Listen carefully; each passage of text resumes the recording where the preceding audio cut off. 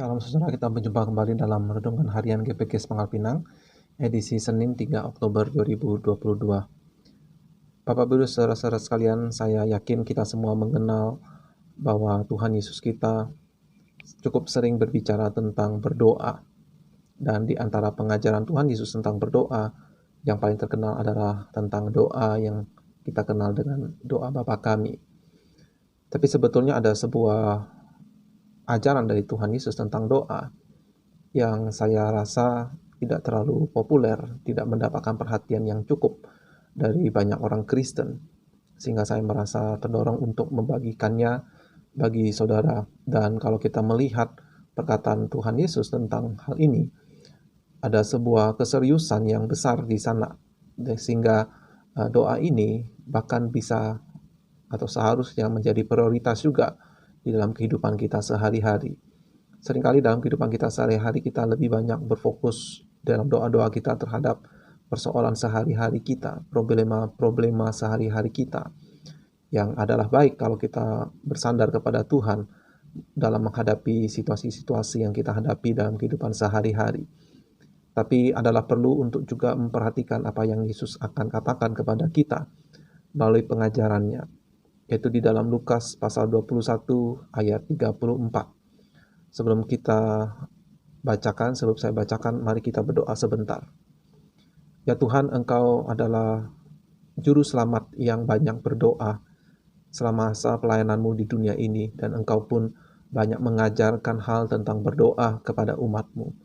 Seringkali kami tidak memperhatikan dengan sungguh-sungguh atau dengan konsisten kehidupan doa yang Engkau ajarkan. Sebab itu tolong kami Tuhan untuk bisa mengerti salah satu bagian dari perkataan-Mu yang tercatat di dalam Injil tentang hal berdoa. Pakai hamba-Mu untuk boleh menjelaskannya. Kami naikkan doa ini hanya di dalam nama Tuhan Yesus. Amin. Lukas 21 ayat 34 hingga 36. Jagalah dirimu supaya hatimu jangan syarat oleh pesta pora dan kemabukan serta kepentingan-kepentingan duniawi, dan supaya hari Tuhan jangan dengan tiba-tiba jatuh ke atas dirimu seperti suatu jerat, sebab ia akan menimpa semua penduduk bumi ini. Berjaga-jagalah senantiasa sambil berdoa, supaya kamu beroleh kekuatan untuk luput dari semua yang akan terjadi itu, dan supaya kamu tahan berdiri di hadapan Anak Manusia. Amin. Demikian pembacaan firman Tuhan. Di dalam perkataan Tuhan Yesus ini jelas tidak perlu penjelasan yang panjang lebar bahwa Tuhan Yesus menasihati murid-muridnya termasuk kita agar kita menjaga hati kita. Jangan hati kita itu dipenuhi oleh pesta pora, kemabukan, juga kepentingan-kepentingan duniawi. Mungkin orang Kristen pada umumnya akan merasa, pesta pora, kemabukan itu kebiasaan yang buruk. Tetapi jangan lupa di sini Yesus juga mengatakan, waspadalah hati kita jangan dipenuhi oleh kepentingan-kepentingan duniawi, hal-hal yang duniawi. Tetapi kita perlu memperhatikan hal-hal yang kudus, hal-hal yang di atas, hal-hal yang kekal. Berarti kepentingan duniawi tidak perlu kita urus, tentu harus kita urus, itu bagian dari tanggung jawab kita. Tetapi Tuhan pernah berkata juga bahwa carilah dahulu kerajaan Allah dan seluruh kebenarannya, maka apa yang dicari bangsa-bangsa, hal-hal yang bersifat duniawi itu akan ditambahkan kepadamu, artinya akan dicukupkan. Dan Yesus juga melanjutkan supaya hari Tuhan jangan dengan tiba-tiba jatuh ke atas dirimu seperti suatu jerat. Hari Tuhan ini seringkali dikaitkan dengan hari penghakiman terakhir. Tapi kalau kita melihat konteks yang lebih luas, hari Tuhan khususnya di dalam perjanjian lama itu lebih sering menunjuk kepada hari Tuhan melawat umatnya. Kadangkala Tuhan datang atau melawat itu untuk memulihkan, tetapi lebih sering ketika hari Tuhan itu tiba, yang dimaksudkan adalah penghukuman, pemurnian. Bahkan keras sekali hari Tuhan itu menimpa kepada bangsa-bangsa Israel.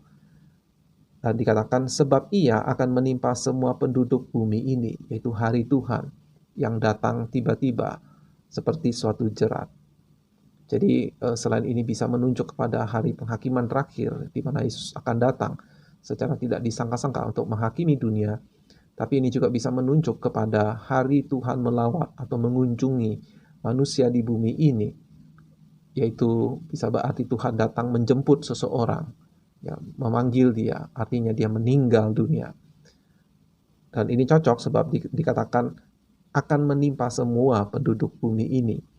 Lalu Tuhan Yesus melanjutkan, berjaga-jagalah senantiasa sambil berdoa, supaya kamu beroleh kekuatan untuk luput dari semua yang akan terjadi itu, dan supaya kamu tahan berdiri di hadapan Anak Manusia.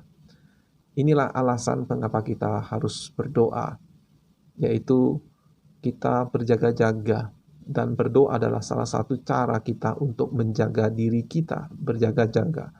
Dan kita berdoa supaya beroleh kekuatan dari Allah.